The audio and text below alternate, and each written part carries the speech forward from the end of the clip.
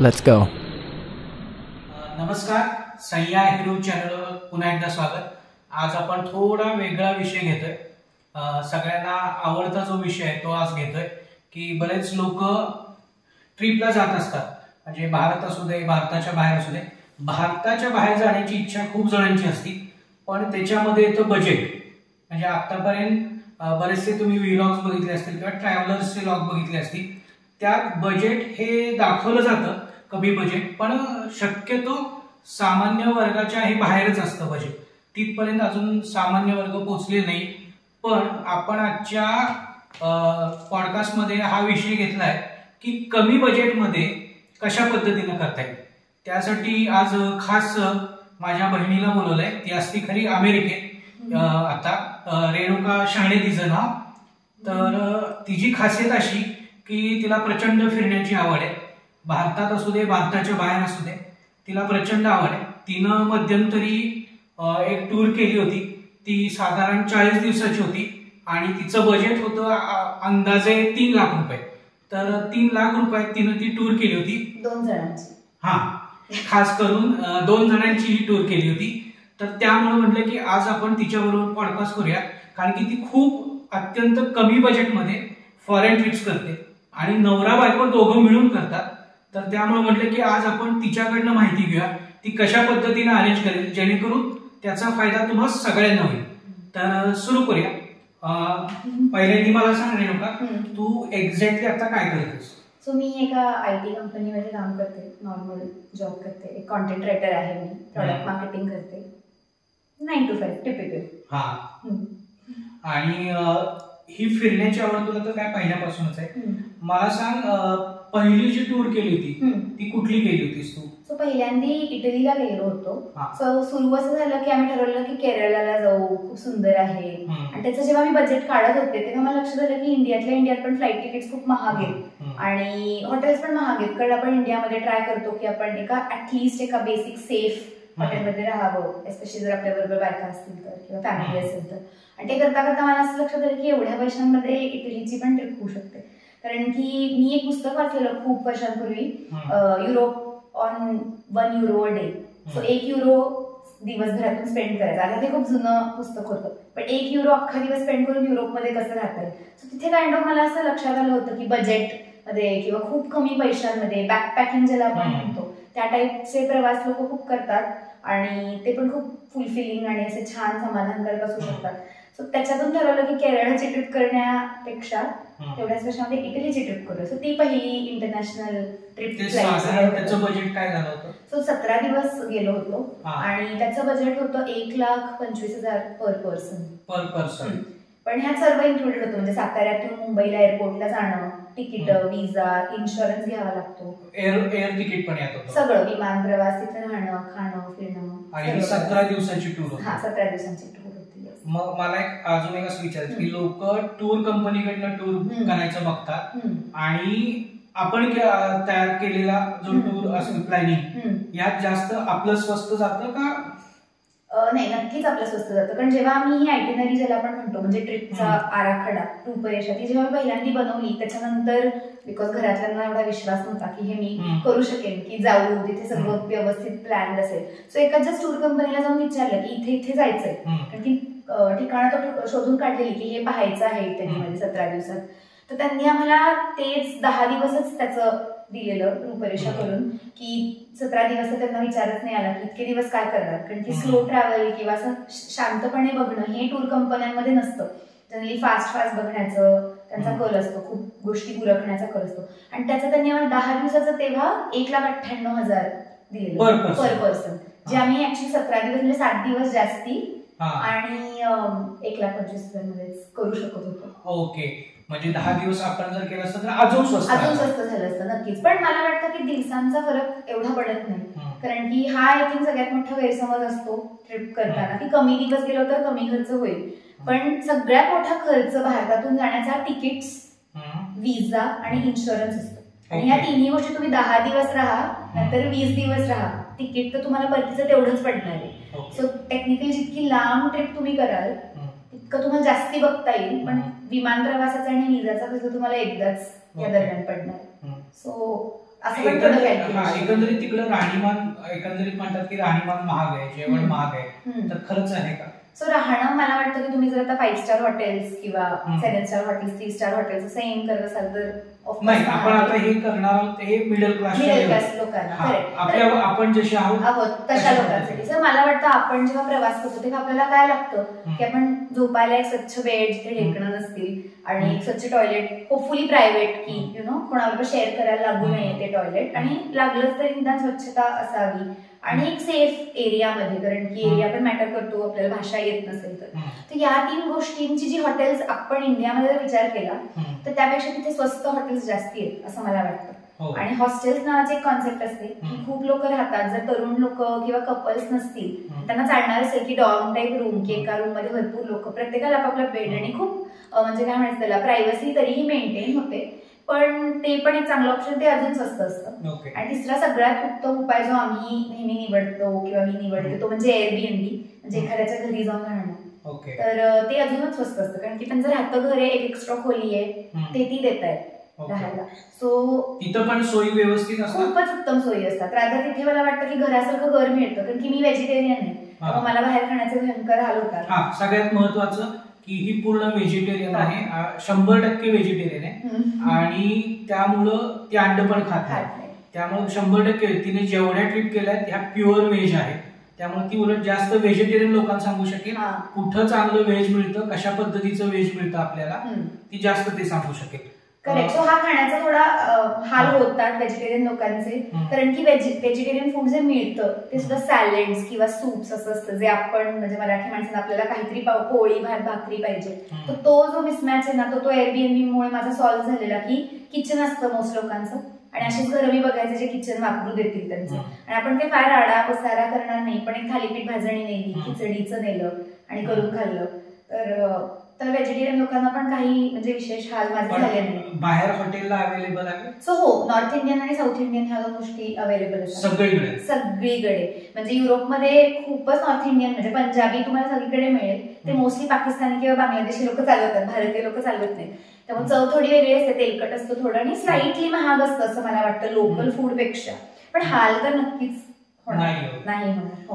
तू मध्यंतरी जी 40 दिवसाची टूर केली ती कुठली केली? सो मला आणि माझ्या नवऱ्याला खूप वर्ल्ड वॉरचं प्रेम किंवा कुतूहल, प्रेम म्हणण्यासारखी ती गोष्ट नाही पण कुतूहल खूप होतं, तर आम्ही म्हणायचो इथं जाऊ पण हे बघू, आणि आम्ही त्याच्या आधी 3दा युरोपला गेलो होतो, आणि तेव्हा आम्हाला जाणवलं की अरे यार आपला प्रत्येक वेळेस तिकिटाचाच खर्च खूप जास्ती होतो, आणि प्रत्येक वेळेस इंडियन लोकांना आपल्या पासपोर्टमुळे विजाची पण भरपूर खटपट आहे, म्हणजे मोठे मोठे डॉक्युमेंट सबमिट करा आणि म्हणजे अगदी ITR पासून सगळं द्यावं लागतं. सो ते पण, आणि 10-11 हजार रुपये विजाचाच खर्च असतो पर पर्सन. सो हाच इतका मोठा खर्च आपण किती वर्ष करणार, किती वेळा करणार, मग आपण एकदाच खूप दिवस जाऊ. मग ते आमच्या डोक्यात फिरत होतं, आणि ही एक गोष्ट की आम्हाला वर्ल्ड वॉरचे स्थान बघायचे. सो आम्ही म्हटलं अशीच एक आयटिनरी बनवू जिकडे वर्ल्ड वॉरनी इम्पॅक्ट झालेले देश बघता येतील.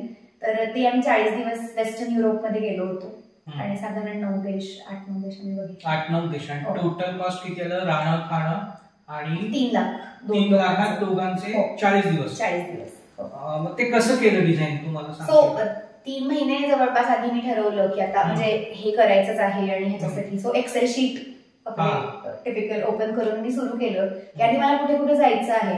तर ऑब्व्हियसली आपण जे बघतो, आणि तेव्हा एवढं ब्लॉग्स वगैरे नसायचे खरं तर, त्यामुळे मी युट्यूबवरती कधी सर्च नाही केलं की कुठे जाऊ शकतो, पण जे वाचनात आलं होतं तसं म्हणा, किंवा जे आपण ऐकतो कोणाकडून तरी कुठल्या तरी प्रवास करण्यात वाचलं असेल त्याप्रमाणे थोडेसे आयडिया होती. एक सांगायचं होतं, साधारण तिला जाऊन माझ्या ते 2 वर्ष झालेले आहेत,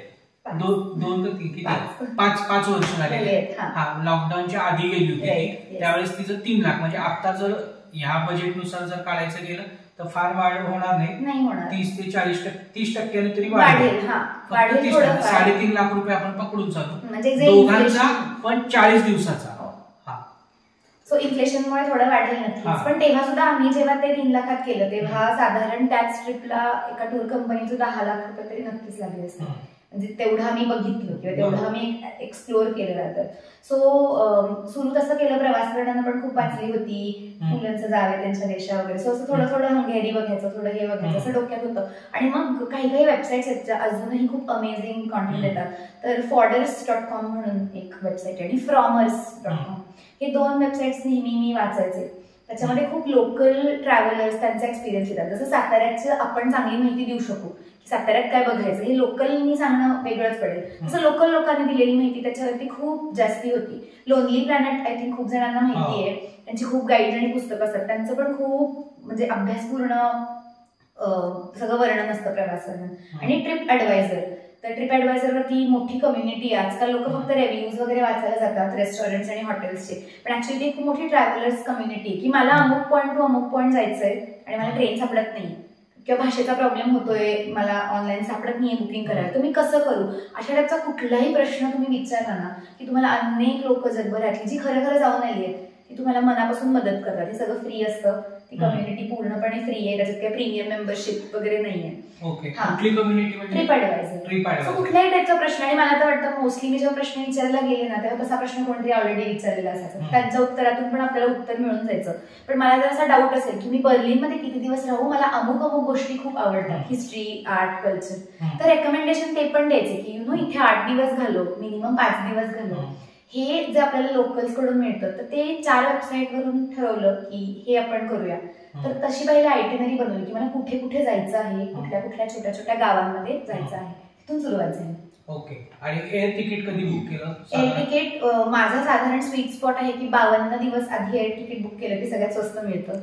तर 52 ते 54. कुठल्या साईटनं करते? सो मी स्काय स्कॅनर नावाची वेबसाईट आहे, तर आज तागात मी दुसऱ्या कुठल्याही वेबसाईटवरून कधीच बुक नाही केलेलं. सो ते एक ऍग्रिगेटर आहेत बेसिकली, त्यांच्यावरती सगळे वेबसाईटचं लिस्टिंग येतं की प्रत्येक एअरलाईनची, प्रत्येक विमान, प्रत्येक वेबसाईटवर किती प्राइसला आहे असं. सो त्याच्यावरून मिळतं.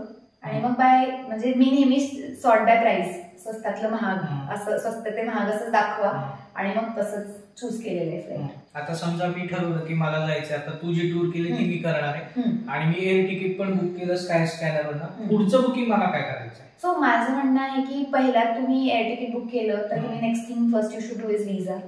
कारण की विजा यायला 3 ते 3.5 आठवडे जातात. युरोपचा शेंजन व्हिसा असतो, 22 कंट्रीज मध्ये एकच व्हिसा चालतो, पण प्रोसेस किचकट नाहीये, पण लांब लचक आहे असं. तर 3 आठवडे जातात. तर मी नेहमी रेकमेंड करते की तुम्ही व्हिसाचं प्रोसेस सुरू करा. तू ते कसं करतेस? एजंट थ्रू करतेस? नाही, माझं मीच करते. सो BFS म्हणून जी कंपनी आहे ते सगळ्या शेंजन व्हिसाचं काम करतात. पुण्यात हे काम होतं, मुंबईत म्हणजे सगळ्या मोठ्या शहरांमध्ये होतं. आणि अपॉइंटमेंट म्हणजे ह्याला असा इंटरव्ह्यू वगैरे काही नसतो, तुम्हाला जाऊन फक्त डॉक्युमेंट सबमिट करायचे असतात. त्यांना 2च गोष्टी व्हेरीफाय करायच्या असतात. एक म्हणजे तुम्ही परत येणार का तुम्ही तिथेच राहायला चाललाय, आणि दुसरी गोष्ट तुम्हाला तिथला खर्च परवडेल का. त्यांना असंच नकोय की तिथे जाऊन आपल्याकडे पैसे संपले, आपण अडकलो, आपण त्यांची लायबिलिटी झालो त्या देशाची आणि परत नाही आलो तरी पण प्रॉब्लेम. थोडक्यात जाण्याचं आणि येण्याचं तिकीट तुझं आधीच कन्फर्म. आणि तिथे गेल्यावरती आम्ही काय करणार आहे ह्याचा ढोबळ रूपरेषा असते, ती त्यांना दिलेली बेटर असते. सो व्हिसासाठी मी नेहमी रेकमेंड करते की तुम्ही booking.com नावाची जी वेबसाईट आहे तिकडे बुकिंग करा हॉटेल्सची, रिफंडेबल किंवा पे ॲट हॉटेल, म्हणजे आता पैसे नाही द्यायचे, फक्त रिझर्व करायची रूम आणि त्याच्या प्रिंटआउट घेऊन आयटिनरीची कॉपी आणि तुम्ही व्हिसा ऍप्लिकेशन स्टार्ट करा. स्वतःच फॉर्म भरायचा, अपॉइंटमेंट मिळाली की जायचं आणि फॉर्म द्यायचा तिथे आणि पैसे भरायचे की व्हिसा मिळतो की ते पासपोर्ट ठेवून घेतात आणि मग तुम्हाला व्हिसा मिळतो. शेंजन व्हिसा जनरली रिजेक्ट नाही होत कोणाचा. तुम्हाला थोडंफार सप्लिमेंटरी गोष्टी दाखवायला लागतात, ते म्हणजे तुमचं इन्कम किती आहे, की तुमच्याकडे इनफ आहेत का पैसे खर्च तिथे करण्यापुरते. थोडक्यात अमाऊंट बँकेमध्ये लागते आणि त्यांची काहीतरी रिक्वायरमेंट आहे की इतके नंबर ऑफ युरोज तुम्हाला तुमच्या अकाउंटमध्ये पाहिजेत, किंवा आम्ही आमच्याकडे तर नव्हते ऍक्च्युली तेव्हा त्या पॉइंटला, तर आम्ही क्रेडिट कार्डचं कॉपी दिली होती की आमच्याकडे क्रेडिट कार्ड आहे. आणि त्यांनी ते केलेलं. नोकरी करणाऱ्या लोकांना खूप इझिली व्हिसा मिळतो, कारण की नोकरी असल्यामुळे त्यांना परत यावं लागेल किंवा they are bound by contract असं. पण in general Schengen visa reject होत नाही. कधी त्यांना वाटलं ना की इनकम्प्लीट इन्फॉर्मेशन, तर ते तुम्हाला कॉल करून किंवा मेल करून सांगतात की हे पूर्ण करा आणि मग ते पूर्ण केलं की व्हिसा छापून येतो. आणि मग तू एअरबीएनबीचं बुकिंग तिथलं कसं करते? सो विजा मिळाल्याशिवाय मी बाकी बुकिंग जनरली नाही करत, कारण की बाकी म्हणजे ऑलरेडी कॉस्ट इफेक्टिव्ह नाही आहे. पण मी जनरली आता बिकॉज मला कॉन्फिडन्स आला आहे मी स्टार्ट करते. तर एअरबीएनबीचं बुकिंग नेहमीसारखंच आपण जसं हॉटेल चूज करू तसं एअरबीएनबीचं बुकिंग करायचं. स्वस्त मिळतात तिकडं? हो, खूप स्वस्त. तर माझं बजेट असायचं जेव्हा मी लास्ट गेले होते की 1000 रुपये पर नाईट पर पर्सन, ह्याच्यावर जास्त स्पेंड नाही करायचं. ओके. आणि तेवढे त्या रेंज मध्ये मिळाले, चांगली घरं, चांगली उत्तम घरं मिळालेली आहेत. आणि मोस्टली तर आम्हाला सिटी सेंटर मध्येच मिळत होती की आम्हाला जाण्याचा पण खर्च वाचत होता. की उतरलं की मेट्रो आहे. युरोपचा तो एक चांगला फायदा आहे. हे तिथं महत्वाचं आहे की तिथलं लोकल ट्रान्सपोर्ट कसं म्हणजे अप्रतिम आहे युरोपचं. म्हणजे पूर्ण म्हणजे सर्व देशांमध्ये आम्ही गेलो, टायर 3 पासून म्हणजे टर्की किंवा हंगेरी किंवा चेक रिपब्लिक, जे साधारण आपल्यासारखे देश आहेत तिथपासून ते नेदरलँड, जर्मनी, जे एकदमच प्रगत देश आहेत. पण पब्लिक ट्रान्सपोर्ट माइंड ब्लोईंग, खूप स्वस्त तिकीट्स असतात. मोस्टली आम्ही दिवसाचा पास घ्यायचो. अच्छा, तो किती असायचा तेव्हा? सो डिपेंड करायचं, 15 ते 20 युरो मध्ये आम्हाला 72 तास 36 तास. मग तुम्ही कितीही जा आणि कुठलीही म्हणजे बस, ट्रेन, मेट्रो, परत कुठे जर वॉटर बोट असेल, मोटर बोट असेल तर ते सगळं करू. एकाच तिकिटात 36 तास तुम्ही जाऊ शकता. 36, 72 असे त्यांचे वेगळे पास असतात. डेली पास पण असतो. सो असे पास म्हणजे ही सगळी माहिती मग गोळा करून पैसे वाचवण्यासाठी मी करत आहे. नाही, अजून एक दुसरा म्हणजे आपण एअरपोर्टला पोहोचलो, आता आपल्याला त्या हॉटेलपर्यंत जायचं किंवा एअरबीच्या ह्याच्या घरापर्यंत जायचंय, तर त्याच्या तिथं जाण्यासाठीचं जे बुकिंग आहे म्हणजे जो ट्रान्सपोर्ट आहे, टॅक्सी असेल काय, हे तू आधीच बुक करायची का तिथं गेलं? कधीच आजपर्यंत टॅक्सी मी कुठल्याच देशात बसले नाही, त्यामुळे मला माहिती नाही टॅक्सीचं. पण जनरली पब्लिक ट्रान्सपोर्ट प्रत्येक एअरपोर्ट हॅज एक्सलंट कनेक्टिव्हिटी. तिथून बुलेट ट्रेन असते सिटी सेंटरला, अगदी काही तुमचं घर अगदी कुठे कोपऱ्यात. म्हणजे आमच्याबरोबर ॲम्स्टरडॅमला असं झालेलं, कारण की ती प्रचंड महाग सिटी, तिथे आम्हाला सिटी सेंटरमध्ये नाही मिळालं. सो इमॅजिन करा की पुणे आहे आणि आम्हाला बालेवाडीत घर मिळालं जे आम्ही राहत होते. तर मग तिथे जायला ऑब्व्हियसली एअरपोर्टवरून डायरेक्ट तर काही नव्हतं, पण एअरपोर्टवरून सिटी सेंटरला होतं आणि मग तिथून मेट्रो चेंज करून मग आम्ही आमच्या घरी गेलो. अच्छा, बऱ्यापैकी बघताना असं बघायचं की जिथं मेट्रो पोहोचू शकते. हो, म्हणजे तिथे सगळीकडेच मेट्रो पोहोचते. पण थोडी चालायची तयारी युरोपमध्ये लागतेच, कारण की साधारण दिवसाला 10 ते 15 किलोमीटर वॉकिंग होतच. म्हणजे कारण की फिरणं म्हणजे कारण की तिथे गाडीतनं बघण्यासारखं म्हणजे असं जुनं पुणे किंवा जुनं सातारा बघताना तुम्हाला पायी जावं लागेल. तशा पहिली सिटी तू तेव्हा कुठली गेली होतीस युरोपमध्ये? जे त्या मोठ्या ट्रिपमध्ये मी ॲम्स्टरडॅमचं मला रिटर्न तिकीट खूप स्वस्त मिळालेलं, 32,000चं रिटर्न तिकीट मुंबईतून. मुंबई ॲम्स्टरडॅम जाऊन येऊन 32,000. सो मी जास्ती विचार नाही केला. मी म्हटलं आपण ॲम्स्टरडॅमला सुरू करून आपण ॲम्स्टरडॅमलाच संपू, गोल फिरून. ॲम्स्टरडॅमला तिथून मी ब्रसेल्स म्हणून ट्रान्सपोर्ट कसं केलं असतो? सो लोकल बस आहे आपल्याकडे, जसं ट्रॅव्हल्स असतात BRL, SRS, तसं फ्लिक्स बस नावाचं त्यांच्याकडे आहे. पण ट्रेन्स पण आहेत फ्लिक्स बस. आता इंडियात पण ते सुरू झाले आहेत काही काही शहरांमध्ये, FLIX बस. सो ट्रेन्स पण आहेत, पण मला जाणवलेलं की ट्रेनपेक्षा बस स्वस्त आहे. तर मग मी बस तिथे गेले. सो बस ट्रेन आम्ही अल्टरनेट करतो दुसऱ्या कंट्रीज मध्ये. आणि तिथं पण तू त्याच पद्धतीनं रूम घेतली होती? हो, 1000 रुपये. समजा एखादी फॅमिली जाणार असेल त्याच्यासाठी ते सेफ आहे एरिया तो सगळा? हो, म्हणजे युरोपमध्ये कुठलाच देश मला वाटला नाही की अनसेफ आहे किंवा कुठलंच गाव मला वाटलं नाही अनसेफ आहे.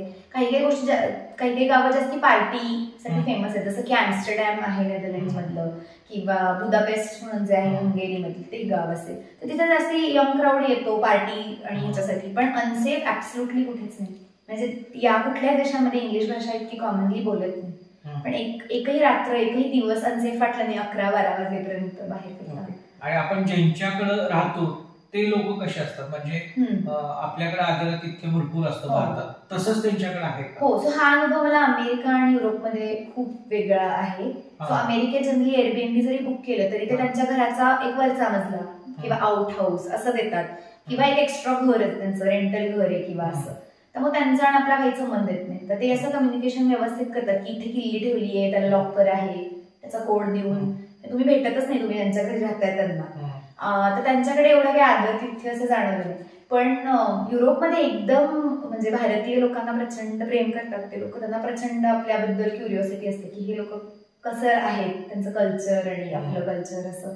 सो खूप छान आदरातिथ्य करतात आणि ते मेक शुअर की तुम्ही तुमचं सेफ आणि साऊंड राहावी तुमची अख्खी जर्नी. आणि एअरबीएनबी मध्ये पण एक फिल्टर असतो सुपर होस्ट नावाची कॉन्सेप्ट आहे. ज्या होस्टना खूप लोकांनी खूप चांगलं रेटिंग दिलंय अशांना सुपर होस्ट नावाचा एक बॅज मिळतो. तर एखाद्याला जर वाटत असेल की बापरे एकदम अनोळखी देशात एकदम अनोळखी व्यक्तींच्या घरी कसं जायचं, तर ते सुपर होस्ट बघायचं. सुपर होस्ट ते खूप जास्ती त्यांनी भरपूर एअरबीएनबी पण चेक्स केलेले असतात आणि एनिवेज आपले पण आधार किंवा पासपोर्ट सबमिट करावे लागतात आणि त्यांचेही आयडी प्रूफ असतात. सो खूप सेफ असतं हे सगळं आणि इट्स अबाउट थोडं आपल्याला कम्फर्ट झोनच्या बाहेर जाऊन ते ट्राय करायचं. तर तसं तर हॉटेल पण अनसेफ असूच शकतं अनोळखी देशातलं, तर माणसांवरती विश्वास ठेवला कधीही बेटर एखाद्या कॉर्पोरेशन. ओके, म्हणजे बस तिथं ट्रान्सपोर्टला सगळ्यात चांगली, ट्रेन आणि बस दोन्ही. हा, लँग्वेजचा काय प्रॉब्लेम? मोठ्या शहरांमध्ये येत नाही, त्यांना येतं इंग्लिश बोलायला. म्हणजे ऍम्स्टरडॅम मध्ये असेल, बर्लिन मध्ये असेल, पण जितकं तुम्ही इंटिरियर जाल तितका भाषेचा प्रॉब्लेम. म्हणजे स्पेन मध्ये वगैरे आम्हाला आठवतंय की साऊथ ऑफ स्पेन मध्ये जिथे आम्ही गेलेलो, ऍक्च्युली साऊथ ऑफ स्पेन पण नाही, पामा दे मयोर्का नावाचा आयलंड आहे जिकडे राफेल नदालचं घर आहे. सो आम्हाला तिथे जायचं होतं, सो आम्ही गेलेलो. त्या आयलंडवरती इंग्लिश बोलणारं कोणीच नव्हतं, म्हणजे खूप कमी लोक होते, अगर आम्हाला तरी कोणी भेटलं नाही. सो इंग्लिशचा म्हणजे प्रॉब्लेम येऊ शकतो थोडाफार, पण गुगल ट्रान्सलेट असतं त्याच्यावर आपण बोलायचं, स्पीकरवरनं त्यांना ऐकवायचं, असं झालेलं आहे वर्क. म्हणजे एखाद्याला इंग्लिश येत नसेल तर त्यांना त्याचं काहीच अडणार नाही, कारण की त्यांनी मराठी टू ती भाषा ठेवली गुगल ट्रान्सलेटवरती. तर मराठीत बोला, त्याचं म्हणजे तोडकं मोडकं ट्रान्सलेशन होईल, बट बस कधी आहे, ट्रेन किती वाजता आहे हे तर नक्कीच कळेल. कारण आम्ही म्हणजे ब्रातिस्लावा म्हणून एक आहे जागा, तिथे आम्ही गेलेलो. स्लोवाकिया नावाची छोटीशी कंट्री आहे तिकडे. तिथली स्लोवाकियनची कुठली लँग्वेज मला माहित पण नाही, लँग्वेज ती कुठली आहे ऍब्सोल्युटली काहीही कळत नव्हती, लिपी कळत नव्हती, त्यांना कोणालाही इंग्लिश येत नव्हतं. म्हणजे ना ट्रेन तिकीटवरती ना प्लॅटफॉर्मवरती. तर अनाउन्समेंट्स होत होत्या स्पीकरवर, तर आम्हाला कळत पण नव्हतं की ते आमच्या ट्रेन बद्दल आहे, कुठल्या ट्रेन बद्दल, काहीही कळत नव्हतं. आणि खूप ट्राय केलं विचारायला की कोणाला इंग्लिश येतं काय, नव्हतं येत. शेवटी स्पीकरच्या इकडे फोन धरून ऐकून ट्रान्सलेट केलं की काय बोलतात बाबा हे, आणि मग कळालं की आमची ट्रेन डिलेड आहे असं. सो होऊन जातं. आणि माणसं तशी माणसांना मदत करतात, काही नाही तर त्यांना तिकीट दाखवलं तरी थांबा किंवा जा बसा, असा खाणाखुणांनी लोक मदत करायचा खूप प्रयत्न करतात सगळीकडे. ओके, आणि अजून एक तुम्हाला थोडक्यात सांग, कुठले कुठले देश बघितले त्या 40 दिवसात? हा, तर मी नेदरलँड बघितला, मग बेल्जियम बघितला, मग लक्झमबर्ग नावाची खूप छोटीशी बट त्याचा GDP नंबर 1 असलेली एक कंट्री आहे ती बघितली. मग जर्मनीत शिरलो आणि सदन जर्मनी ज्याला म्हणतात ना, ब्रवेरिया तिथे गेलो. नंतर चेक रिपब्लिक नावाची कंट्री आहे ती बघितली, स्लोवाकिया ही बघितली, मग हंगेरीला गेलो, हंगेरी बघितली आणि गोल प्रदक्षिणा घेऊन परत जर्मनीत आलो. नॉर्दर्न जर्मनी बघितली, बर्लिन आणि हॅम्बर्ग आणि सगळं, आणि करत परत ॲम्स्टरडॅमला आलो. आणि या सगळीकडे आपल्याला ट्रेन आणि बस, ट्रेन 100% मिळते आणि खूप सेफ असते. त्यातला जो सुपर इकॉनॉमी क्लास आम्ही बुक करायचो तो पण आपल्या फर्स्ट क्लास एवढा क्लीन आणि छान असायचा, आणि एकदम फास्ट आहेत, रॅपिड ट्रेन्स आहेत. आणि काही काही देशांमध्ये डायनामिक प्राइसिंग आहे ट्रेनचं, म्हणजे पीक सीझन दिवशी किंवा वीकेंड दिवशी महाग आणि एरवी स्वस्त. आणि काही काही देशांमध्ये डिस्टन्स वाईज आहे, जसं आपल्या एसटीचं आय थिंक डिस्टन्स वाईज आहे की सातारा पुणे इतके किलोमीटर तर इतकं भाडं, सातारा मुंबई इतके किलोमीटर तर इतकं भाडं, तसं आहे. सो आहे, पण तरी पण रिझनेबल आहे, कारण की आपले प्रचंड वेळ वाचतो आणि गाडी रेंट करायची आवश्यकता मिळत नाही. पण गाडीही रेंट करून युरोप फिरतात खूप लोक, आणि आपलं जे लायसन्स असतं इंडियातलं त्याच RTO मध्ये इंटरनॅशनल लायसन्स करून मिळतं. खूप शुल्क काही त्याचं जास्ती नाही, पण ते घेऊन गेला तर तुम्ही कार पण रेंट करू शकता. पण मला काही गरज नाही वाटली, एवढे 4-5 वेळा जेव्हा मी फिरली आहे तेव्हा ट्रेन खूप सोयीस्कर आहे. साधारण ट्रेनचे भाडं काय असेल, म्हणजे ह्या देशातनं त्या देशात जायचं झालं तर साधारण काय चार्जेस? अगदीच म्हणजे खूप फनी इन्सिडेंट आहे की नीस म्हणून जो फ्रान्समध्ये गाव आहे, तर तिथून मोनॅको नावाची कंट्री आहे. मोनॅको आहे खूप जणांना माहित असेल, मॉन्टे कार्लो जिकडे कसिनोज वगैरे, तर €1 तिकीट होतं बसचं. हो, एका देशातून दुसऱ्या देशात जायला, कारण की ते म्हणायला नवीन देश आहेत, पण जस्ट बाउंड्रीज क्रॉस झाल्या की आपोआप नवीन देश येतो. सो इतकं सुद्धा स्वस्त झालेलं आहे तिकीट. आणि कधी कधी आम्ही महाग तिकीट्स पण दिलेले आहेत. इटलीमध्ये खूप त्यांची फास्ट रोशिया रोसागा असं काहीतरी नाव असलेली ट्रेन आहे जी खूप 350 km/h ही जाते, तर त्याचं तिकीट महागातलं महाग मी €63 दिलं होतं. साधारण €63 म्हणजे 80 करायचं. हा, ओके, ₹5000. पण त्याच्यात खूप जास्ती अंतर लिटरली 2 तासात कव्हर झाले फ्लॉरेन्सवरून असं.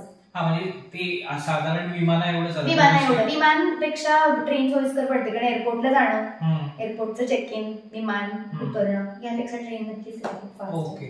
आणि ह्याच्यात समजा एखाद्याचं लहान मुलं असेल तर त्यांना घेऊन फिरायला कसं आहे? सो लहान मुलांना घेऊन फिरायला खूप सोपं आहे, किंवा कोणी हँडिकॅप असेल तरी सुद्धा, कारण की हे सगळे देश बऱ्यापैकी म्हणजे 90% व्हीलचेअर ऍक्सेसिबल आहे. जो मुलांना स्ट्रोलरमध्ये किंवा कोणाला डिसेबिलिटी असेल तर व्हीलचेअर मधनं फिरवणं अगदीच सोपं आहे. काही फक्त खूप अशा जे जुन्या एरियात असलेले मेट्रो स्टेशन आहेत, बर्लिनमध्ये असतील, ते हिटलरच्या काळात बांधलेली मेट्रो आहे, किंवा रोममध्ये, तिथे काही स्टेशनला लिफ्ट नाही, फक्त एस्केलेटर्स आहेत. तर तिथे थोडासा अडचण डिसेबल्ड लोकांना एक वेळ येऊ शकते, किंवा व्हीलचेअर तुम्हाला फोल्ड करून, स्ट्रोलर फोल्ड करून जावं लागेल. पण अदरवाईज खूपच छान आहे. मुलांना घेऊन फिरण्याच्या बाबतीत मी सांगेन की इट्स लिमिट तुमचं किती स्ट्रेच करायचं आहे. कारण की मला असं वाटतं की लहान मुलं आपल्यापेक्षा जास्त रेझिलियंट असतात. नवीन वातावरणात ते पटकन ऍडजस्ट करतात आपल्यापेक्षा. आपण खूप म्हणजे माझं घर, माझं आवडीचं खाणं, वडापाव, माझं फूड, आईच्या हातचं, त्यामुळे लहान मुलांना त्याचं नसतं. सो जर आई वडिलांनी ठरवलंय की मुलांना पुश करायचं लहान वयापासून, तर ते शक्य आहे. माझा 3.5 वर्षाचा मुलगा आहे, त्याला घेऊन आम्ही 14 स्टेट्स US मध्ये फिरलोय. तर होतं म्हणजे शक्य आहे. ते आता जस्ट केलं ना तो 14 स्टेट? हो, 2 वर्षाच्या टाइम मध्ये. सो भरपूर आहेत जिथे राहते. पूर्ण ईस्ट कोस्ट मध्ये झालेलं आहे आणि वेस्ट कोस्ट बऱ्यापैकी झालेलं आहे, आणि मिडवेस्ट मध्ये थोडे. त्याचं साधारण किती आलं होतं बजेट? सो US फिरायला नक्कीच महाग आहे युरोपपेक्षा. त्याचं पहिलं सगळ्यात महत्वाचं म्हणजे अमेरिकेमध्ये काहीच पब्लिक ट्रान्सपोर्ट नाही. सगळ्यात मोठा खर्च तुमचा होतो की एका ठिकाणून, आणि अजस्त्र देश आहे कारण अख्खं कॉन्टिनेंट आहे ऑलमोस्ट, तर विमान प्रवास आहे. आणि मी असं ऐकलं की प्री कोविड विमान खूप स्वस्त होती, पण आम्हाला आता नाही तसा अनुभव येत. पण US मध्ये पण फ्रंटियर नावाची एक एअरलाईन आहे आणि स्पिरिट, या 2 एअरलाईन्स अक्षरशः $35-40 मध्ये पण विमानाचं तिकीट अजूनही मिळतं. त्याचं सामान अलाउड नसतं. सो आम्ही अनेकदा असे तिकीट्स युरोपमध्ये पण बुक केलेले आहेत की तिकीट स्वस्त आहे तर सामान जास्त नाही नेऊ शकत. आम्ही लिटरली 7-7 किलोच्या सामानावर अख्खी ट्रिप केली 15-15 दिवसांची, ते पैसे वाचवण्यासाठी. सो आहे, पण युरोपपेक्षा US मला नक्कीच महाग वाटतं.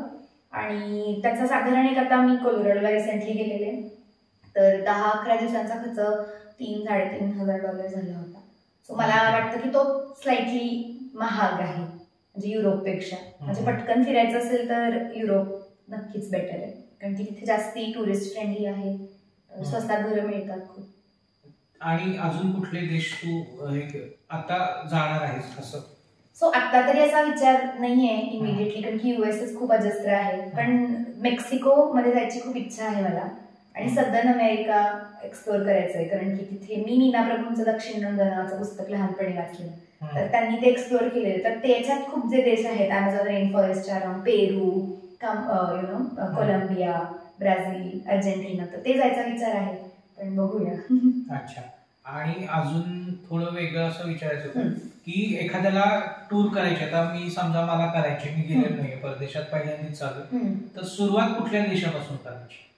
सो तुमच्या इंटरेस्ट वरती डिपेंड करतो. पण तुम्हाला जर भाषेचा खूप मोठी अडचण वाटत असेल तर UK म्हणजे इंग्लंड हा एक इझी ऑप्शन आहे, कारण की आणि मग तिथे भारतीय खाणं मिळतं, भारतीय लोक दिसतात, ती फॅमिलियारिटी वाटते, भाषेचाही प्रॉब्लेम येत नाही. आणि तिथे पण हेच लॉजिक आहे की खूप प्रचंड चांगला पब्लिक ट्रान्सपोर्ट अख्ख्या लंडनमध्ये. म्हणजे तुम्ही अगदी आउटर लंडनमध्ये राहिला किंवा अगदीच कुठे तरी सबबमध्ये जरी राहिला तरी तुम्हाला खूप स्वस्तात त्यांची ट्यूब म्हणतात, आय थिंक त्याला, त्यांनी येऊ शकता तुम्ही, त्यांची मेट्रो आहे, तर तो मी एक एक्सप्लोर करायला सांगेन. पण ते slightly on the upper end of the budget. जर तुमच्याकडे तुम्ही बजेट पण करायचं आणि भाषेचा इतका जर तुम्हाला वावडत नसेल तर टर्की खूप सुंदर देश आहे, लोक पण खूप चांगले आणि खूप स्वस्त आहे. म्हणजे मी टर्कीची ट्रिप केलेली 16 दिवसांची 98,000 फक्त विमान प्रवासासाठी. सर्व धरून. तेव्हा सुद्धा तू राहण्याचं कसं केलं होतं? तेव्हा सुद्धा मी Airbnbतच राहत होते, लोकांच्याच घरी राहत होते, आणि त्याच्यातच म्हणजे सगळ्यात जास्त आय थिंक खर्च तिथेच वाचला होता. कुठेच मी हॉटेलमध्ये राहिले नाही. आणि तिथे पण मी लोकल टर्कीत आपण बस असतो ना, तसं काय बस आपल्याकडे वडाप असतात तशा आपण वडाप एका गावातून दुसऱ्या गावात गेलेलो आहे, अगदीच नगण्य. तर ते पण एक खूप चांगलं ऑप्शन आहे टर्की. आणि जर अगदी प्रॉपर कोर युरोप हवं असेल तर स्पेन पण खूप स्वस्त देश आहे. म्हणजे मला खाणं राहणं सगळंच स्वस्त वाटलं बाकी सगळ्याच देशांपेक्षा. साधारण हॉटेलचे, आपण जेवायला एखाद्या हॉटेलला गेलो, साधारण तिथं काय साधारण बिल होऊ शकतो? सो इंडियन रेस्टॉरंटला गेलो तर नक्कीच महाग असतं, पण जर तुम्ही लोकल खायला रेडी असाल, सँडविच एखादं किंवा सॅलेड किंवा पास्ता किंवा असं काहीतरी एक फ्युजन किंवा तिथलेच पदार्थ जर ट्राय करायचे असतील तर 10 ते 15 युरो पर पर्सन पर मील मध्ये होऊन जातं. ओके. आता मला अजून एक, तू भारतात कुठले कुठले हे केले? भारतात फिरली आहे मी बऱ्यापैकी, म्हणजे साऊथ मध्ये तामिळनाडू आणि कर्नाटका आणि म्हणजे हम्पी असेल किंवा आपलं बँगलोर मैसूर असेल, आंध्र प्रदेशमध्ये मेजर ठिकाण, राजस्थान, काश्मीर आणि रण ऑफ कच्छला पण गेली गुजरातमध्ये. आणि सगळ्यात सुंदर आणि अविस्मरणीय म्हणजे अविस्मरणीय नॉर्थ ईस्ट मध्ये जे 7 स्टेट्स आहेत, 7 सिस्टर्स, त्यापैकी थोड्या 4 बघितल्या आहेत. तर सिक्कीम, मेघालय, आसाम आणि वेस्ट बेंगॉल. ओके. एअरबीएनबी वरून एक मला असं विचारायचंय की ते राहण्यासाठी कसे, म्हणजे आता आमच्या मी खास करून मला कुठल्याही शहरात जायचं झालं तर मला हॉटेलच लागतं किंवा रिसॉर्ट अशा ठिकाणी. तर एअरबीएनबी कसं आहे? सो एअरबीएनबी आणि रिसॉर्ट मध्ये नक्कीच अँगल्सचाच फरक आहे, अप्रोच. कारण रिसॉर्टमध्ये तुम्ही रिलॅक्स करायला जाता, एअरबीएनबीचा मूळ उद्देश असतो की तुम्हाला फिरायचंय आणि रात्री तुम्हाला झोपायला एक चांगली जागा हवी. पण मला याचा सगळ्यात जास्त 2-3 गोष्टींसाठी फायदा वाटतो. एक म्हणजे जेव्हा होस्ट पण तिथे राहत असतात, ज्यांच्या घरात आपण राहणार आहे त्यांच्याबरोबर इंटरॅक्शन असेल, तर ते तुम्हाला एक्सलंट लोकल रेकमेंडेशन देतात की जसं आपण सांगू ना की कुठे चांगलं मटण मिळेल, त्या टाईपमध्ये ते तुम्हाला बरोबर सांगतात की हे खा किंवा हे स्वस्त आहे किंवा हे टुरिस्ट ट्रॅप ज्याला आपण म्हणतो की जे गिमिकी आहे, इकडे घेऊ नका, इकडे करू नका, असे टिप्स देतात. तिथपासून ते किचन तुम्हाला वापरायला मिळतं त्यांचं. सो स्वयंपाकाचा ज्यांना बाहेर खाण्याचा त्रास होतो म्हणून, किंवा ज्यांना लहान मुले किंवा ज्यांना घरात बनवून खायचं, तर ते दोन्ही अनुभव. आणि सगळ्यात तिसरा म्हणजे एक ह्युमन इंजिनिअरिटी आपण ज्याला म्हणतो की आपण तिथे गेलोय आणि लोकल लोकांना आपण कुठे भेटणार. हॉटेलमध्ये तो एक वृक्षपणा आहे ना, तुमची किल्ली उघडली, तुम्ही रूम मध्ये गेला आणि झालं. पण तुम्हाला त्यांचा अनुभव ऐकायला मिळणं, त्यांना तुमचा अनुभव ऐकायला मिळणं, हे जे असं वॉर्मथ जे आपण एक्सपिरियन्स करू शकतो, ती एअरबीएनबी किंवा वर्बो, VRBO नावाची पण एक वेबसाईट आहे. सो ती एक खूप चांगला ऑप्शन आहे. Website VRBO, वर्बो. अच्छा, ती तिकडच्या देशात आहे का? आहे, सगळ्या देशांमध्ये आहे. त्याच्यात जरा जास्ती मोठी, म्हणजे एखादा जर मोठा ग्रुप चालला असेल, तुम्ही त्यांना सांगितलं की वर्बो करू शकतात, कारण त्याला अख्खं घर सुद्धा मिळतं. ओके, म्हणजे ग्रुपला जाणार असाल तर वर्बो पण चेक करू शकता. पण एअरबीएनबी अगदी एकट्या व्यक्तीला एक काउच हवा असेल तो सुद्धा मिळतो. ओके.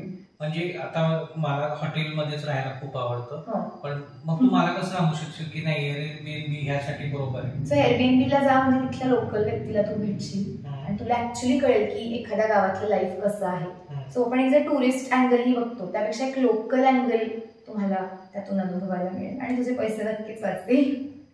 थोडक्यात आपण परत एकदा हे करूया उजळणीमुळे की तू फ्लाईट बुकिंग साठी कुठली वेबसाईट वापरते? स्काय स्कॅनर वरनं करायचा. राहण्यासाठी एअरबीएनबी, आणि शक्यतो फ्लाईट 52 दिवस आधी बुक 52 दिवस आणि वीकडे ला बुक करायची. म्हणजे फ्लाईट तुम्ही कुठल्याही दिवशी जाणार असाल, शनिवार रविवारच्या फ्लाईट्स महाग असतात, तर मिड वीकच्या बुक करायचं. पण बुक करायचा दिवस पण मंगळवार किंवा बुधवार असेल, ओके, तर सर्वात स्वस्त. आणि तिथलं लोकल ट्रान्सपोर्टला बस आणि ट्रेन, आणि त्याची तिकीट तिथंच अवेलेबल होतात का? त्याचं ऍप आहे स्वतंत्र कुठलं? सो प्रत्येक देशात आपापलं ऍप आहे, जसं आपलं IRCTC आहे तसं. ते कसं कळतं आपल्याला? पण मी ऍपवरून कधीच बुक करायचा प्रयत्न नाही केला. मी काय करायचं, माहिती काढून ठेवायचे आणि तिथे जाऊन स्टेशनवर बुक करायचे. म्हणजे 5-10 मिनिटं इकडे तिकडे झालं किंवा काय झालं तरी हरकत नसावी असं. आणि ते खूप इझी आणि कम्फर्टेबल आहे. ज्या कंट्रीज मध्ये प्राइसेस चेंज होतात ना, उशीर झाला तर महाग होतो, त्यांचे फक्त बुकिंग आधी करायचं. आणि तू ह्याच्यासाठी ट्रिप ऍडवायझर वापरते? सगळ्या म्हणजे कम्युनिटीसाठी, सो मला काही जाणून घेण्यासाठी. हो, ओके. आणि खाणं पिण्याचं व्हेज असेल तर ते काय तू थोडं कॅरी करतेस? हो, आणि प्लस तिथलं पण हे वापरते? तिथलं पण खाते. म्हणजे मी नेहमी जास्ती कॅरीच करते. थोडंसं मला फूडचं मला वाटतं की मी एवढी चांगली पर्सन नाहीये तू व्हेज असते रेकमेंड करायला. पण मी व्हेजिटेरियन आहे आणि अंडा सुद्धा मी खात नसल्यामुळे मला थोडी अडचण येते. आणि म्हणजे food is not the focus for me ह्या ट्रिप्स मध्ये. पण माझा नवरा नॉनव्हेज खातो तर त्याला काहीच अडत नाही, दिसेल तिथे मस्त खाऊ शकतो तो. मी थोडं घरून आपलं भाजणी न्या आणि थालीपीठ करा किंवा दही आणि खिचडी खा असं करते. तू आतापर्यंत जिथं जिथं राहिलीस तिथला एखादा काही वेगळा अनुभव आहे का, म्हणजे चांगल्या पद्धतीने, किंवा तू ह्यांच्या घरी राहिली होतीस आणि त्यांच्या पाहुणचार इतका छान होता किंवा की त्यांच्याशी रिलेशन खूप चांगलं जमलं? हो, असे खूप आहेत ऍक्च्युली अनुभव. तर स्पेन मध्ये मी एक वॅलेन्सिया नावाचं गाव आहे, तिथे राहत होते. तर मी गेल्यावरती मी आपलं थालीपीठ वगैरे करायला घेतलं. रात्री उशिरा पोहोचलेलो तर भूक लागली होती. तर तिला खूप होस्ट होती, तिला खूप क्युरिओसिटी होती की हे काय आहे, तू काय ब्रेड बनवतीयस. तर मी तिला म्हटलं की तू पण ये. तर त्याच्या इतकं जेवायला, कारण आपण असं कॅज्युअली कोणालाही म्हणतो ना इंडियात की ये ना तू पण घे असं, आणि आपण थोडं एक्स्ट्राच करतो ना, तर तिला खूप त्याचं आश्चर्य वाटलं आणि मग तिला इतकं छान वाटलं तिने थालीपीठ आणि दही वगैरे आमच्याबरोबर खाल्लं. मग ते तिला इतकं भरून आलं तर ती दुसऱ्या दिवशी म्हणते मी तुमच्यासाठी स्वयंपाक करते. आणि त्यांच्याकडे किचनमध्ये स्वयंपाक करणं ही आपल्या एवढी कॉमन गोष्ट नाही, म्हणजे आपल्याकडे जसं रोजच करतो त्यांच्याकडे असं ओकेजनली ते करतात. तिचं नोकरी होती तरी तिने येऊन सगळं बनवून, आणि मी तिला सांगितलं की नको करू तू, कारण की मी व्हेजिटेरियन आहे, तू काय बनवणार माझ्यासाठी. तर ती म्हणजे नाही मी पताकाच ग्रावास बनवेन, जे पटेटोची डिश आहे तुला आवडेल, ती प्युअर व्हेज असेल असं. आणि ते तिने आमच्यासाठी बनवून ठेवलं आणि ते इतकं छान वाटलं की लोक ऍक्च्युली फूड शेअर करतात तेव्हा जास्ती जवळ येतात. तू कोणाला तरी कढी भात पण दिला होतास ना? हो, सो मी ऍक्च्युली कुठेही गेले की जो होस्ट असतो त्याला म्हणते की तुम्हाला जे यायचंय का असं. तर एका माझ्या म्हणजे ब्रसेल्सच्या जवळच एक दुसरं गाव आहे तिथे मी राहत होते, त्याला म्हणलं की येणार का जेवायला, तो म्हणला की हो. नाही, लिटरली खिचडी कढी खाल्ली होती, इतकी आवडली. तो म्हणला ही मी कुठे मिळेल मला परत खायला. म्हटलं की आय एम सॉरी तुला इंडियाला यावं लागेल, कारण मला माहित नाही की अशी गोडा मसाल्याची खिचडी तुला कुठे मिळेल. सो असे अनुभव. आणि रेस्टॉरंटमध्ये पण भारतीय लोक म्हणून खूप मला चांगले अनुभव आलेले आहेत, म्हणजे भारतीय लोक पण भेटतातच, पाकिस्तानी आणि बांगलादेशी लोक पण खूप चांगले भेटतात तिथे गेल्यावर, आणि आपल्याला एक आपणच आहे असं वाटतं, म्हणजे आपला त्यांच्याबरोबर कसं कम्युनिकेट म्हणजे कसे भेटतात, म्हणजे का त्यांना इंडियात आलं म्हणलं एखादा. सो ऍक्च्युली चेहरा बघूनच त्यांना वाटतं की हे इंडियन असतील मोस्टली, किंवा पाकिस्तानी बांगलादेशी, आपण सगळे सेमच दिसतो पण आपण ऍक्च्युली एकच आहे होतो म्हणजे राहिलं. तर तसे खूप लोक भेटतात की येऊन सांगतात की बॅग पुढे लाव इथे चोरी होते. इथपासून ते एकदा मला खूप सांगायला एक अनुभव आवडेल की आम्ही स्पेनमध्येच एका गावात गेलो, मॅड्रिडला गेलो होतो आणि खूप उशीर झालेला पोहोचायला, आणि जेवायला गेलो तर अशी गल्ली होती रेस्टॉरंट असं. तर तिकडे व्हेजिटेरियन आम्हाला एक टर्किश रेस्टॉरंट दिसलं की तिकडे ऍटलिस्ट फलाफेल मिळेल किंवा सॅलेड. तर आम्ही दोघं गेलो आणि तर तो आला आमच्याशी, जो कुक करणारा असं पण छोटा अगदीच म्हणजे स्टॉल टाईप्स होत होते. तर तो आला आणि तो म्हटला की या भारतचे हे, तर आम्ही म्हटलं की हा भारतचे हे. तो म्हणला की अरे वा असं वगैरे. तो म्हणला की माझी फॅमिली बांगलादेशमध्ये राहते, मी इथं काम करतो असं. तर मग त्यांनी आम्हाला नॉर्मल आम्ही ऑर्डर केलं, आम्ही जेवलो आणि आम्ही पैसे दिला गेलो, तो पैसेच दिला तयार नाही. आणि तो मालक नव्हता, तो तिथे स्वयंपाक करणारा व्यक्ती होता. तर मी आम्हाला म्हटलं की का नाही, तर तो म्हणला नाही आपके देश ने हमारे इतना किया तो हम तो इतना कर ही सकते. आणि आम्हाला असं जाणवलं की हाच आपल्या भारतीयांचा स्ट्रॉंग पॉइंट आहे, राईट, की आपल्याबद्दल असं परसेप्शन आहे. आणि बांगलादेशी लोकांना तेव्हा म्हणजे आता खूप तणावपूर्व आहेत रिलेशनशिप, पण हा अनुभव आम्हाला तेव्हा आलेला आहे. आणि पाकिस्तानी लोकांबरोबर पण असेच अनेक अनुभव आलेले. म्हणजे आम्ही इटलीत एका रेस्टॉरंटला गेलो आणि कुठेही मला जर जायचं असेल तर खूप सल्ले द्यावे लागतात. कधी मागवायचं झालं तर की no egg, no fish, no beef, no chicken, no pork, no meat, म्हणजे सगळं कव्हर करायचं, नो सी फूड. तर जनरली असं झाल्यावरती शेफ बाहेर येतो आणि विचारतो बाबा तुला काय द्यायचं आता, कारण की सगळ्यात काही ना काही असतं. ती शेफ बाहेर आली आणि तर ती अशी विचार करत होती की काय देऊ तुला. तर ती म्हणली वेर आर यू फ्रॉम, असं थोडक्या इटालियनमध्ये ती मला विचारतं. म्हणलं की इंडिया. तर तिने अली अशी हाक मारायला चालू केलं. म्हटलं कोणतरी इंडियनच असेल. तर एक पाकिस्तानी मुलगा होता जो तिथे डिशवॉशिंगचं काम करत होता, पण तिच्यासाठी तुम्ही सेमच आहे ना, नेबर्स आहे. जसं आपल्याला इटालियन स्पॅनिश काय, किंवा आपण तर ऍक्च्युली कर्नाटक आणि तेलुगू लोकांना पण आपण सेमच धरतो की अरे तुम्ही साऊथ इंडियन, तसं त्यांना तुम्ही तेच असं वाटतं. तर तिने त्याला बोलवलं आणि मग तो आला म्हणजे, आणि मग आमच्याशी बोलला आणि इतकं छान वाटलं ना. आणि मग त्याचा अनुभव घरापासून लांब राहतानाचा किंवा असं. सो लोकांसाठी आपण एकच आहे असे अनेक अनुभव माझे आहेत. पाकिस्तानी लोकांबरोबर तर खूप अनुभव आलेले चांगले. सो मग तू हा जो अनुभव आहे तो इतर लोकांना देण्यासाठी तू असं प्रयत्न करणार आहे का, की जेणेकरून की आता हे तू जे करतेस अरेंज, बऱ्याच लोकांना असते की ट्रिप अरेंज करायची पण ते टूर्स ट्रॅव्हल्स कंपन्यात जातात आणि मग ते बजेट मॅच होत नाही. मग आम्हाला ऑनलाईन बुकिंग करायचंय पण ठराविकच वेबसाईट माहिती आहे. मग असा तू एखादं सुरू करू शकतेस का? मी असा विचार खूप केलेला आहे, पण मला एकच वाटतं की ट्रॅव्हल ही खूप पर्सनल गोष्ट आहे. म्हणजे त्याच्यात असं होतं की प्रत्येकाचा एकतर ट्रॅव्हल करण्याचा उद्देश वेगळा असतो. काही लोकांना रिलॅक्स करायचं रोजच्या कटकटीतून, म्हणजे त्यांना आराम करायचा, काही लोकांना पार्टी करायची, राईट, आणि काही लोक आमच्यासारखे वेडे असतात की त्यांना फक्त भटकायचं म्हणजे फिरायचं, एक्सपिरियन्स करायचं. सो हा जर मिसमॅच असेल, एखाद्याला रिसॉर्टवर जाऊन मस्त एन्जॉय करायचं आणि त्याला मी रोज 15 किलोमीटर चालायला लावलं जसं मी चालायचे, तर त्याला वाटू शकतं यार ही नाही चांगली ट्रिप झाली असं वाटू शकतं. हा एक मुद्दा आहे. नाही, मी तसं नाही म्हणत की समजा तू असं एखाद्याला गाईड करू शकतेस का किंवा काउन्सिलिंग की ठीक आहे मी म्हटलं मला रेंटला जायचंय, तू असं सांगू शकशील का की नाही मग इथून इथं जा, अशा पद्धतीचं गायडन्स? हो डेफिनेटली मी करू शकते. राधा मला प्रचंड आवडतं हे करायला, कारण की मला असं प्रत्येकाने खूप फिरावं, प्रत्येकाने खूप जग बघावं, कारण की का नाही म्हणजे आहेत ना पाय, झाड थोडी नाही आपण. सो असं सो मला मदत करायला एनिवेज मी ओपन असते, कोणीही या विचारा. तिचं इन्स्टा प्रोफाईल आहे. हो मग त्याच्यावरती तुम्हाला गायडन्स करू शकते. काय आहे तुझं? लाईफ ऑन रील्स म्हणून आहे अकाउंट वरती. सध्या खूप वर्ष पोस्टिंग नाही, पण जुनेच तुम्ही जरी जाऊन बघितले तर या सगळ्या ट्रिप्सचे प्रचंड टिप्स, अगदी खाणं स्वस्त कसं शोधायचं तसून ते बुकिंग करायचे, किंवा आम्हाला जरी डीएम केलं तुम्ही तरी आम्ही तिच्या थ्रू तुम्हाला सांगू की कशा पद्धतीनं कुठली तुम्ही टूर अरेंज करू शकता. खरं ऍक्च्युली हे करायला पाहिजे. आपण जिथं जिथं फिरतो जे येतो हे जर तू पोस्ट केलंस किंवा तू माहिती दिलीस तर बऱ्याच जणांना त्याचा उपयोग होऊ शकेल. मी ह्या युरोपच्या ट्रिपचं बऱ्यापैकी 40 दिवसांची खूप मोठी होती, पण छोटे छोटे जे महत्वाचे डेस्टिनेशन किंवा लोकांना क्युरिओसिटी असेल की बापरे ब्राटिस्लावामध्ये काय केलं असेल जाऊन, कारण की खूप लोकांना प्रश्न पडतो 40 दिवस काय केलं युरोपमध्ये, तर तो प्रश्न तिथून मी उत्तर देण्याचा प्रयत्न करते की बाबा मी हे केलं असं. सो तिथे मी नक्कीच टाकलेलं आहे, पण कोणालाही फिरायची कधी इच्छा झाली तर मला रिच आउट केलं तर. सगळ्यात महत्वाचं फिरायला जाताना आपण पर्यटन स्थळी जातो तर आपण एक ठरलेले असतात की आपण ही फेमस ठिकाण आहे तर इथंच जाणार. तर हिची खासियत तशी नाहीये. ही काय करते की त्या गावात अजून काय फेमस आहे, समजा आता आपलं लोकल शहर सातारा आहे तर सातारा शहरात काय काय आहे तिथल्या लोकलला माहिती असतं की इथं हे जास्त बघायचं आहे. इथं कसं ठराविक लोकांना माहिती आहे की कास फेमस आहे, सज्जनगड फेमस, त्याच्या व्यतिरिक्त अजून काही बघण्याची ठिकाण आहे हे लोकल सुंदर सुद्धा असतात आणि अनटच्ड असतात, आणि ही त्या पद्धतीची गावं पण शोधून काढते आणि तिथं ती जास्त व्हिजिट करते. म्हणजे फेमस ठिकाणी जाते प्लस की तिथली लोकल काही ठिकाणे की जी फेमस आहेत अशा ठिकाणी पण जाते. हे जे फिरणं असतं ना हे खरं फिरणं असतं, कारण की तुम्ही एका नवीन जागेचा शोध घ्यायचा असतो, तिथली खासियत तुम्ही बघायची असते, म्हणजे तुमची खरी ट्रिप आहे ती यशस्वी होते.